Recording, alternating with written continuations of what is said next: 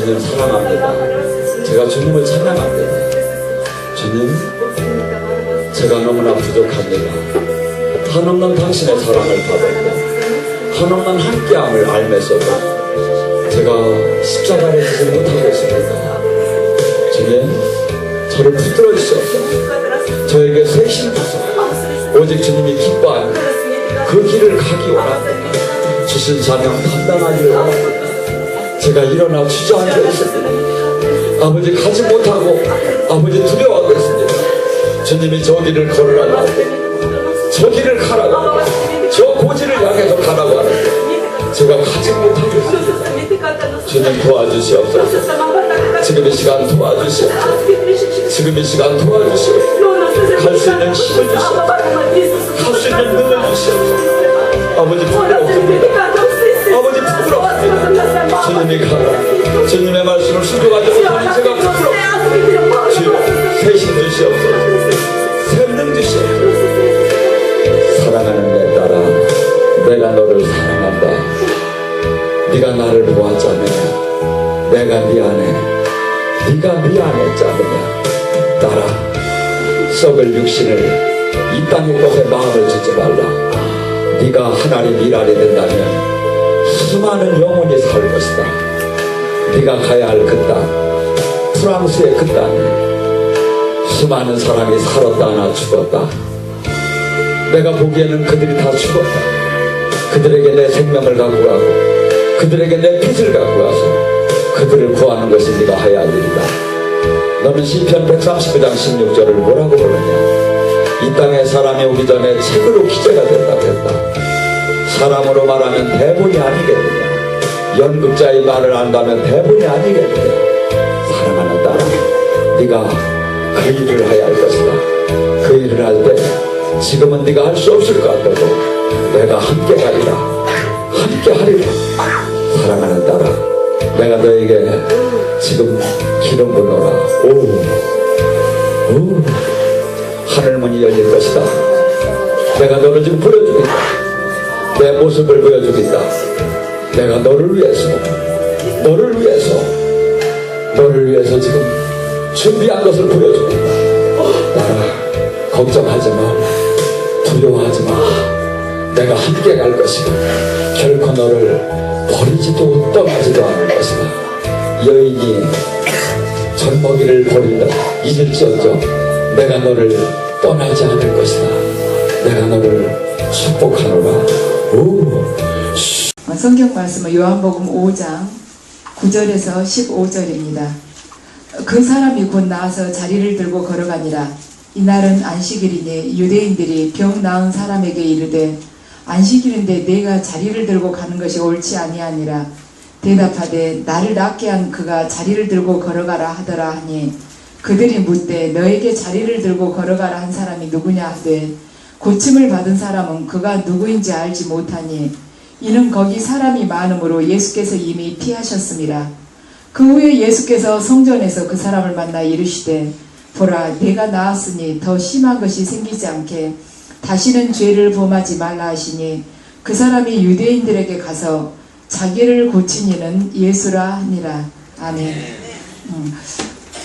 베데스다 연못가에서 38년 된 중환자를 고쳐주신 예수님께서 그 환자에게 당부를 하십니다. 이제는 네가 나았으니 더 심한 것이 생기지 않게 다시는 죄를 범하지 말라고 당부를 하십니다. 질병에는 많은 원인이 있지만 이 베데스다 못가에 있었던 이 환자는 그 원인이 죄에 있었다고 예수님께서는 말씀하십니다. 그래서 원인이 죄였기 때문에 이제 더 이상은 죄를 짓지 말라고 하시죠. 근데 이 죄악이 가득 찬 세상 속에서 우리가 정말로 죄를 짓지 않고 산다는 것이 가능하겠는가? 우리들 다들 거기에 대해서는 불가능하다고 대답하기가 쉽죠. 그렇지만 주님께서는 우리가 다시는 죄를 범하지 말라고 요구하고 계십니다. 요한복음 8장에 등장하는 가늠한 여인 그 사건을 보면 돌에 맞아 죽을 수밖에 없는 그 여인을 주님께서 지키시면서 말씀을 하시죠. 마지막으로 또 당부를 하시죠. 다시는 죄를 범하지 말라고 그 죽음 앞에 서 있는 여인에게 부탁을 하십니다. 그래서 죄로부터 자신을 완전히 단절시켜서 온전한 삶을 살라고 주님이 하시는 말씀입니다. 이와 같은 말씀을 통해서 죄를 범하지 말라는 말씀은 이 시대에 살고 있는 우리들에게도 예수님께서 똑같이 요구하고 계신다는 것을 알 수가 있습니다. 그렇다면 우리가 이 세상 속에서 그와 같은 삶을 살 수 있겠는가? 이에 대한 해답을 사도 바울은 로마서 6장 1절에서 5절을 통해서 이야기를 하고 있습니다. 그 내용은 뭐냐면 그리스도와 연합한 크리스천은 죄에 대해서 죽은 자, 즉 죄와 관련하여 자신을 장사 지낸 자가 됐기 때문에 다시는 죄를 지을 수 없다는 것입니다. 그러니까 죄와 세상에 대해서 살아있는 사람은 죄를 지을 수 있지만 그런 사람들에게는 죄를 짓게끔 또 유혹이 덮치는 수가 있지만 크리스천은 죄와 세상에 대해서 죽은 자이기 때문에 절대로 죄를 지어서는 안 된다는 것입니다. 로마서 6장 1절에서 5절은 지금 두 가지 이야기를 하고 있습니다. 하나는 크리스천은 죄와 세상으로부터 죽은 자, 장사 지낸 바 된 자이기 때문에 죄를 지어서는 안 된다는 것이고, 두 번째는 뭐냐면 크리스천은 그리스도와 연합한 자이기 때문에 그분과 연합하여서 부활의 새 생명을 얻는 자이므로 더 이상 죄를 범하지 않을 수 있다는 것입니다. 그래서 그리스도와 연합한 새로운 피조물로 거듭났기 때문에 죄와 단절된 삶이 가능하다고 지금 사도 바울은 이야기하고 있습니다. 그렇다면 우리가 사도 바울이 한 이야기가 우리 삶의 현장에서 어떻게 그것이 가능할 수가 있겠는가? 먼저 죄와 세상에 대해서 우리가 완전히 죽어질 수 있겠는가에 대해서 말씀을 드리겠습니다. 지금 사도 바울이 두 가지를 이야기를 했죠. 크리스천이란 그리스도와 연합한 크리스천은 죄에 대해서 죽은 자, 죄에 대해서 장사 지낸 바 된 자이기 때문에 죄를 범하지 않고 살 수 있다. 두 번째는 그리스도의 말하자면 부활의 그 생명을 받은 자이기 때문에 새로운 피조물로 거듭났으므로 죄와 단절된 삶을 또 살 수가 있다. 이렇게 이야기했죠. 근데 첫 번째 거, 죄에 대해서 죽은 자인데 완전히 우리가 죄와 세상에 대해서 죽어질 수가 있겠는가이죠. 근데 그 대답은 할 수 있다입니다. 자, 예를 한번 들어볼게요. 꽤 오래전이에요. 한번 저녁 때 제가 뉴스를 보는데 이게 나왔습니다. 그 정선에 카지노 그게 이렇게 개장을 하고 얼마 안 됐을 때에서 한 1년이나 지났을 때 아마 방영됐던 것 같아요. 그런데 뭐라고 나오냐면 이제 거기에 대한 부작용이 그때부터 드러나기 시작했습니다. 기자가 이제 그걸 취재를 하러 갔는데 어떤 남자분을 인터뷰를 하는 거예요. 하고 어떻게 해서 여기 오게 됐냐고 그러니까 그분이 이제 택시 기사인데 주변 택시 기사들로부터 거기에 한번 가보자 해가지고 거기 오게 됐대요. 온 지 한 반년 가까이 되는 거예요.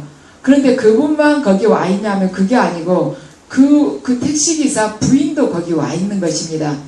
그래가지고는 이제 혼자만 온 게 아니고 부인도 와 있다. 부인은 어떻게 와 있느냐 그러니까 이 남편이 집에 들어오질 않으니까 남편 찾으러 그 정선에 간 것입니다.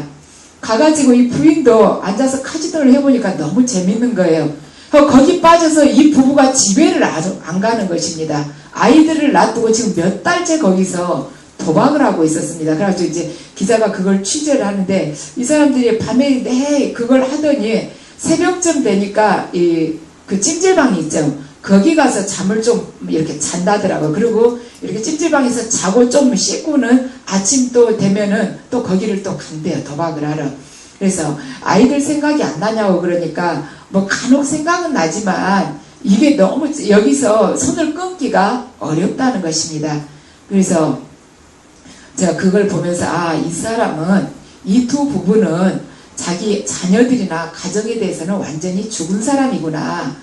부부가 그 학교 다니는 그 아이들을 놔두고 몇 달째 도박을 하고 있을 때 뭐가 되겠습니까? 그러니까 그걸로부터는, 가정으로부터는 완전히 죽은 자, 자녀들로부터는 완전히 죽은 자가 된 것입니다. 어떤 젊은이가 지혜로운 왕을 찾아갔습니다. 왕에게 물어봤어요. 이 세상에서 어떻게 하면 성공을 할 수 있겠습니까? 그 비결을 좀 가르쳐 달라고 그러니까 왕이 물이 가득 찬 물동이를 하나 가져오라 해가지고 이 젊은이한테 그 물동이를 이고 시장을 한 바퀴 돌고 오라고 했습니다. 근데 딱 조건이 있다. 돌고 오기는 돌고 오되 물을 한 방울이라도 흘리면 안 된다. 물을 한 방울도 흘리지 않고 오면은 내가 이 세상에서 성공할 수 있는 방법을 가르쳐 주마. 그러니까 이 젊은이는 성공할 수 있는 그 비결을 배우러 가까이 했다가 뜻밖에도 자칫하면 자기 생명을 빼앗기게 됐습니다. 그러니까 젊은이가 물동이를 이제 물을 그 머리에다 이고 이 시장을 도는데 그 물이 한 방울이라도 떨어지면 안 되니까 아주 조심해가지고 온 신경을 쓰면서 시장을 한 바퀴 돌고 왔습니다.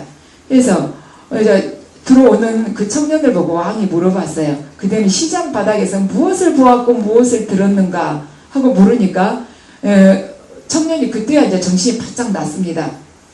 자기가 이 물동이에다가 온 신경을 집중하느라 아무것도 보거나 들은 것이 없었다는 것을 그제 알았습니다.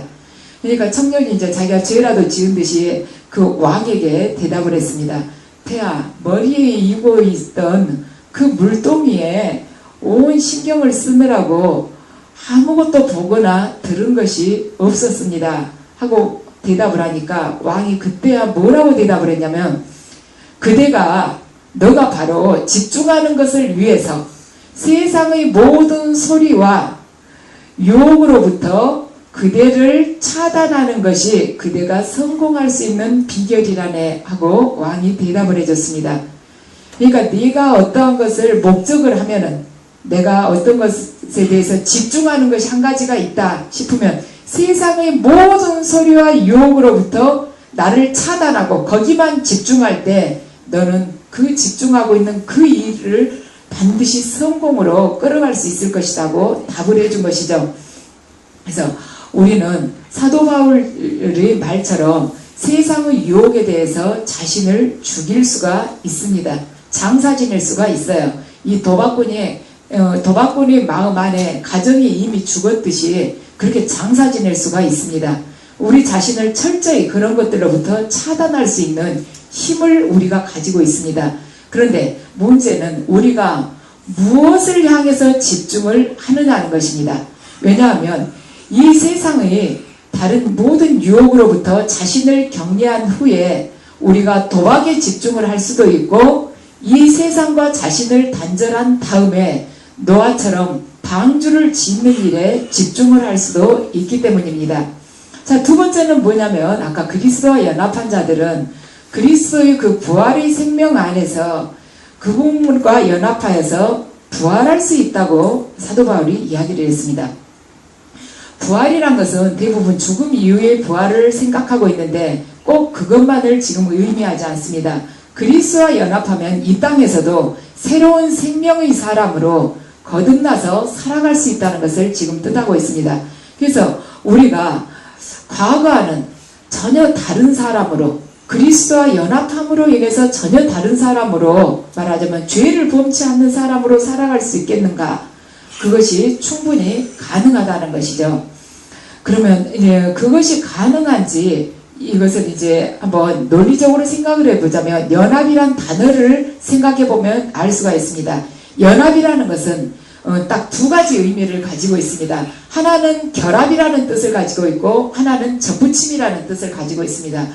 결합이라는 것은 하나의 물체나 하나의 어떠한 존재가 다른 어떤 물체나 존재와 이렇게 합해진다는 것을 뜻하는데, 두 가지가 분리된 것을 의미하는 것이 아닙니다. 말하자면 물속에 이렇게 유리 구슬이 들어있는 것은 그것은 결합이 아닌 것이죠. 왜냐하면 물하고 이 구슬하고 언제든지 따로 분리될 수 있기 때문입니다. 그래서 결합이라는 것은 우리가 가까운 예를 들자면은 물속에 소금이 녹아있는 것을 생각해 보면 알 수가 있습니다. 물이 있다면 이제 소금을 물컵에다가 물을 떠놓고 소금을 거기다 좀 이제 넣고 이렇게 저으면 소금이 완전히 물로 녹아져 들어가게 되는 것이죠. 그러면 이를테면 소금의 입장에서는 소금이 죽어버린 것입니다. 그렇다고 해서 소금의 본질마저 없어진 것은 아닙니다.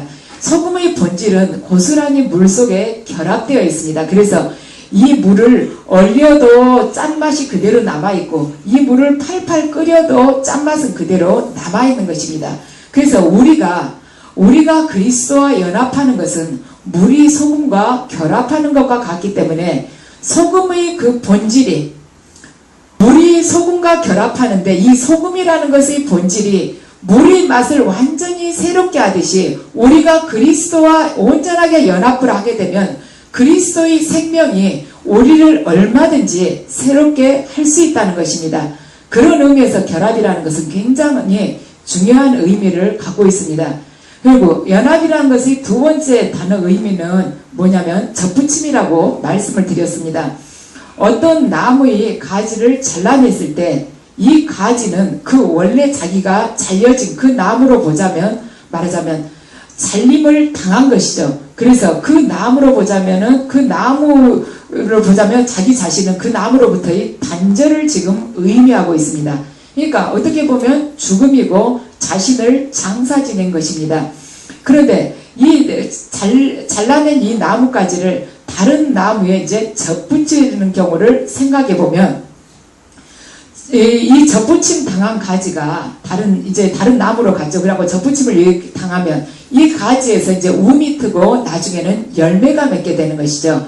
그런데 이 가지에 맺힌 열매는 옛날 그 열매가 아니라 새로 접붙이게 된 그 원나무, 그 두 번째 나무의 열매가 맺게 되는 것입니다. 그래서 옛 열매를 맺던 옛 가지는 완전히 죽은 것이고 새로운 열매를 맺게 되는 것이죠. 이 새로운 나무에 말하자면 견고하게 연합된 새로운 피조물이 된 것입니다. 이 접붙임 당한 이 나뭇가지가 새로운 피조물로 변화됐다는 것을 지금 뜻하고 있습니다. 그래서 이때 중요한 것은 뭐냐? 접붙임을 당한 이 가지가 자기 그 맺힌 그 열매가 무엇의 생명과 힘으로 그 열매가 맺히게 됐는가? 두 번째 이 나무에 가서 이렇게 접붙이게 됐는데 오미 트고 열매가 맺었는데 이 열매가 무엇의 생명으로 무엇의 힘으로부터 이 열매가 맺게 됐는가? 자기 힘으로 된 것이 아니죠. 자기 힘으로 된다면 옛날 거 그걸 가지고 했어야 되는데 옛날 나무로부터는 이미 죽은 것입니다. 장사 지낸 바 된 것입니다. 그래서 장사 지낸 바 된 이 가지가 새로운 나무에 가서 접붙여져서 열매를 맺게 됐을 때는 그 새로운 나무 안에 있는 그 생명과 힘을 공급받은 것이죠. 새로운 나무가 자기가 뿌리에서 물을 뽑아 올림으로 해서 그 가지에게 말하자면 물을 공급해주고 또 영양분을 공급해주고 또 생명을 아낌없이 나누어 주었기 때문에 그 가지가 접붙임 받는 가지가 열매를 맺게 되었습니다. 그래서 그리스도와 연합하여 죽은 자는 그리스도와 연합하여 부활한다는 주장이 바로 이 논리에서 근거를 찾아볼 수가 있습니다. 그래서 나무의 가지가 어떤 나무에서 말하자면 잘려졌다 할지라도 새로운 이 나무에 이 가지가 붙게 됐을 때는 그 새로운 나무의 열매를 고스란히 맺게 되는데 그 열매를 맺게 하는 그 자체 말하자면 그 본질은 무엇이냐면은 그 나무의 본래 그 뿌리에서 이렇게 올라온다는 것이죠. 이 접붙임 당한 가지는 이미 장사 지낸 바 되었기 때문입니다. 그래서 도박꾼이 도박을 하는 동안에는 도박 이외의 모든 세상으로부터 또 집으로부터 철저하게 죽은 것이나 같습니다. 그런 의미에서 보면 크리스천과 별로 다를 것이 없어 보입니다. 그렇지만 세상에 대해서 완전히 죽은 그들이 몰두하는 대상이 크리스천과 도박꾼하고는 다른 것이죠. 크리스천은 세상으로부터의 온전히 죽으면서 말하자면 그리스도와 연합해서 그리스도의 생명과 힘과 진리를 통해서 생명의 열매를, 진리의 열매를, 사랑의 열매를 맺지만 도박꾼은 그 도박이라는 그 나무를 통해서 생명의 열매를 맺을 수가 있겠는가? 아니죠. 죽음의 열매를 맺게 되는 것입니다. 도박 그 자체가 죽음이기 때문입니다. 그래서 그렇게 도박에 몰두하고 있을 때 그이 말하자면 영과 육은 함께 시들어갈 수밖에 없습니다. 왜냐하면 접붙임당한 그 나무가 도박이라는 죽음의 나무이기 때문입니다. 그래서 우리가 세상에 대해서 완전히 나를 장사 지내고 그리스도께 접붙임 당한 것까지가 바로 나의 책임이라면 접붙여진 사람이 생명의 열매를 거둘 수 있도록 당신의 생명을 계속해서 공급하는 그 책임을 져야 할 분은 바로 그리스도이십니다. 또한 우리가 온전하게 접붙여져 있기만 한다면 그분은 계속해서 생명을 우리에게 공급을 해주실 것입니다. 그래서 이 생명을 공급해 준다. 이게 굉장히 어떻게 보면 막연할 수가 있습니다. 생명이라는 거 우리들 어떻게 보면 추상적으로 느껴지는 것이죠. 그래서 이게 이제 우리가 흔하게 쓰는 말로 하자면 우리가 세상에 대한 집착과 내 자아에 대한 집착으로부터 완전히 죽어서 죽게 되면 그리스도의 말씀과 그분의 말씀과 성령님의 뜻에 복종하는 것이 되는 거예요. 접붙인다는 것은 그분으로부터 모든 그 생명과 진리와 사랑을 공급받는다는 것이죠. 그래서 우리가 매사에 그분에게 모든 이 내 영혼의 이 중심, 영혼의 이 말하자면 나침판을 그분을 향해서 이렇게 곤두서고 있어야 되는 것입니다. 여러분들이 생각하셨을 때는 혹시라도 저는 조금 생활하기가 더 낫지 않을까, 그리스도께 집중하기가 더 낫지 않을까 이렇게 생각하실 수도 있습니다. 왜냐하면 천국도 금방 보는 것 같고 뭐도 자주 받은 것 같은데 뭐 하나님이 그 전지전능하신 분이 뭐 사람 하나 확 잡아주면 가만히 있어도 그분 바라볼 수 있겠지. 아닙니다. 계속해서 그분을 바라보기 위해서 온 마음을 그분께 이렇게 쏟아야 되는 것이에요. 그래서 오늘 아침에도 그 생각을 했습니다. 이제 그런 것 같아요. 순간적인 순교는 더 쉬운 것 같습니다. 근데 이렇게 그 백색 순교 있죠. 계속해서 내 자신을 날마다 죽여가는 것. 그것도 뭐 1, 2년이 아니고 몇 년 동안 이렇게 말하자면 고통을 통해서 내 자신을 죽여가는 것. 그것이 참 어려운 것 같아요. 지금은 사실 옛날에 1, 2년 전에 비하면 제가 훨씬 안 아파요. 그때 비하면. 이 통증은 훨씬 덜한데 요즘에 와서는 이게 막 지친 것입니다. 훈련이 너무 길어지니까 이게 이제 영혼도 지치고 육도 지치고 육체적인 통증으로 해서는 한 10분의 1이나 밖에 안 될 것 같은데도 이제는 더 못 견디겠는 거예요. 그랬을 때 오늘 아침에 다윗 왕을 생각을 했습니다. 다윗을 왕으로 주님께서 세우시기 전에 얼마나 사울을 통해서 많은 훈련을 시키셨습니까? 사울은 왕이 되고서 얼마 지나지 않아서 하나님의 뜻에 불순종함으로써 하나님으로부터 버림받은 초대 왕입니다. 그런데 버림받았다고 이렇게 사무엘 선자로부터 통보를 받고서도 그 후로도 얼마 동안 그 다윗 왕을 질투하면서 죽이려고 쫓아다녔습니까? 그래서 그 생각을 하면서 주님께서는 당신께서 보시기에 이렇게 말하자면 마음에 흡족하지 않는 사람, 어떻게 보면 악의 세력을 통해서 우리를 끝까지 이렇게 순수한 신앙을 갖도록 훈련을 시키시는구나. 결국 다윗 왕은 기름 부음을 사무엘 선지자로부터 기름 부음을 받고서도 뭐 왕하고는 아주 거리가 먼 그런 밑바닥 생활을 수년을 했어야 됐습니다. 그렇게 쫓기고 죽음이 말하자면 칼날 앞에서 밤에 잠을 제대로 잤겠습니까? 먹을 걸 제대로 먹겠습니까? 그러면서 내가 정말 왕이 될 수 있을는지 그 생각이나 뭐 제대로 했겠습니까? 나중에 막 남들이 떠받들어서 추대를 하니까 그때 왕의 자리에 앉은 것이지, 다윗이 자기 입으로 내가 기름 부음 받았으니까 왕이 돼봐야겠다고 그런 이야기는 성경에는 기록되어 있지 않죠.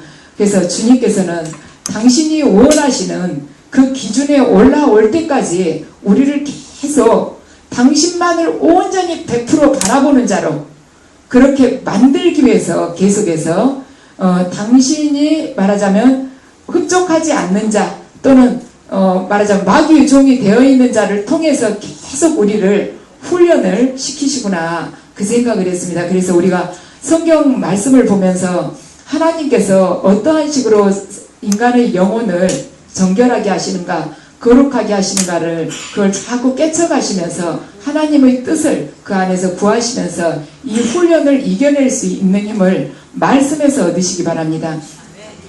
노아가 세상의 모든 유혹과 비웃음으로부터 자기를 단절시키고 축구장보다 더 큰 방주 안으로 들어가라는 하나님의 말씀을 쫓아서 거기에 들어갔습니다.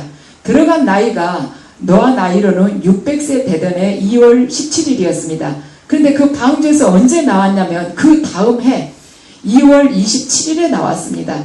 그러니까 노아는 방주에서 1년 10일을 살았어요. 우리 보통 생각으로는 한 40일 산 것 같지만 정확하게 계산해 보면 노아는 방주 속에서 1년 10일을 살았습니다. 그래서 그 1년 10일 동안 살면서 노아가 어땠겠습니까? 우리 생각에는 가만 앉아 있으면 되겠지, 챙길 거 다 챙겨갖고 들어갔겠지, 하나님이 뭐 굶기시겠어? 그러지만 아니죠. 그 안에 그 갖가지 동물들 새들 다 데리고 들어갔을 때 걔네들 다 먹여야지, 배설물 치워야지, 그냥 얼마나 깨끗거리면서 소리를 지르고 그랬겠습니까? 걔들이 뭐 일렬로 딱 앉아서 먹을 때만 딱 입 벌리고 했겠습니까? 그랬을 때 정말 미칠 지경이죠. 어디로 피할 수도 없고 정상인 사람도 사실 정신병에 걸릴 지경으로 그렇게 그에게 고통스러웠을 것입니다. 하지만 노아는 방주에서 나오고 나서 제일 먼저 무슨 일을 했냐면 하나님께 감사의 제사를 드렸습니다. 감사의 예배를 드린 것이죠. 그 정도로 노아는 완전한 의인이 되어 있었습니다. 노아는 방주에서 하나님께 자신을 접붙이고 있었기 때문입니다. 방주는 세상을 향해서는 창이 하나도 나 있지 않고 하늘로 향한 창 딱 하나만 나 있었습니다. 그래서 노아는 방주 안에서 계속 하나님만을 바라보면서 날마다 하나님께 자신을 접붙였습니다. 그래서 하나님께서는 당신께 접붙여진 그 노아에게 생명과 진리의 열매를 맺게 해주셨습니다. 그 결과 노아는 인류의 두 번째 시조가 되는 그러한 영광을 입을 수가 있었습니다. 그래서 그 어떠한 것에 대해서 접붙여짐으로 해서 그분의 말하자면 원나무의 그 열매를 우리가 맺게 된다는 것이죠.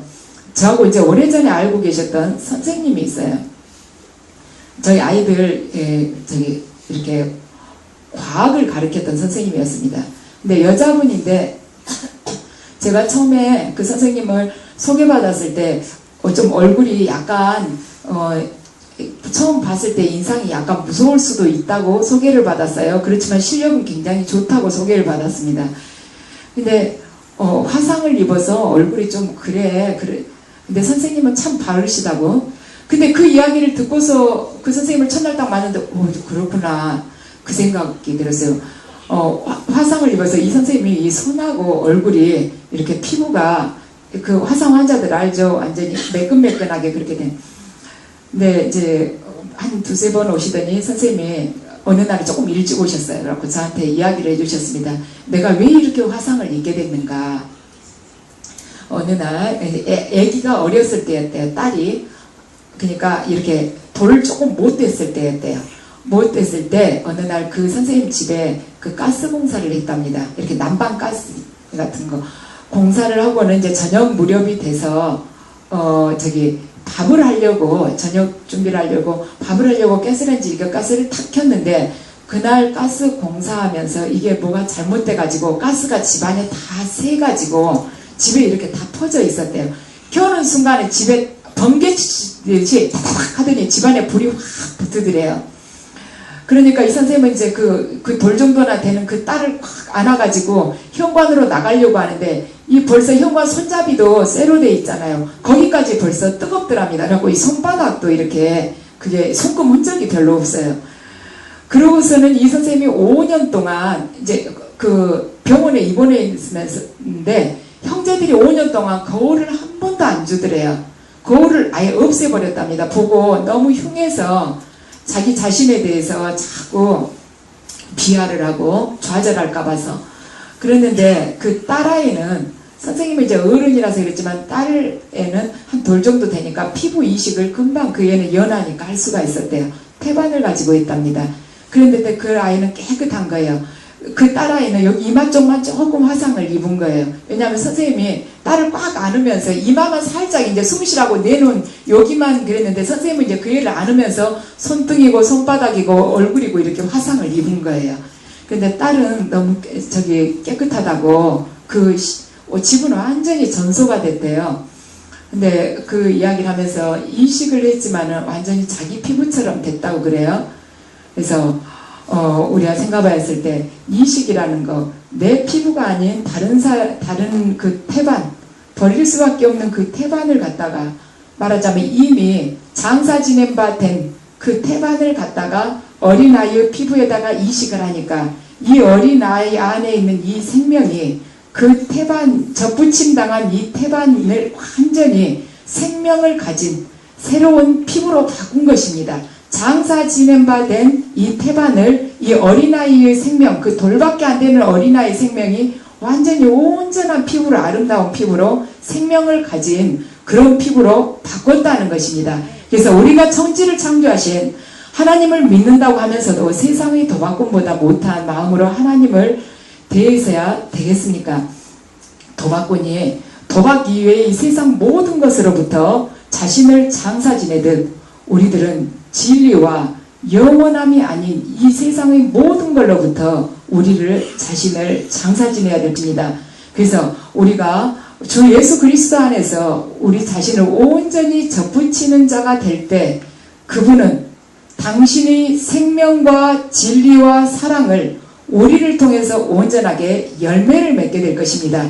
그래서 우리는 그분을 통해서 완전히 새로운 피조물, 부활의 생명을 가진 자로 변화되게 되는 것이죠. 그래서 그분께 우리가 완전히 접붙이는 자가 될 때 말하자면 이 돌밖에 안 된 이 여자아이도 그 장사 지낸 바 된 그 태반에게 새로운 생명을 가져다 주면서 온전한 피부, 살아있는 피부로 바꿀 수 있는데 왜 전능하신 그리스도께서 우리를 부활의 생명을 갖게 하지 못하시겠습니까? 우리가 온전치 못하고 죄와 세상으로부터 완전히 죽지 않았기 때문이죠. 그래서 그분께 우리가 100% 접붙임 당한 자가 되어서 과거로부터 완전히 죽은 자가 되고 앞으로 우리가 걸어가야 할 그 길 안에는, 그 여정 안에는 그분이 생명의 열매와 진리의 열매와 사랑의 열매만 풍성하게 맺히기 바랍니다.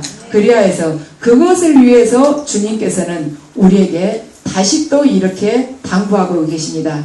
다시는 죄를 범하지 말라. 수고하셨습니다.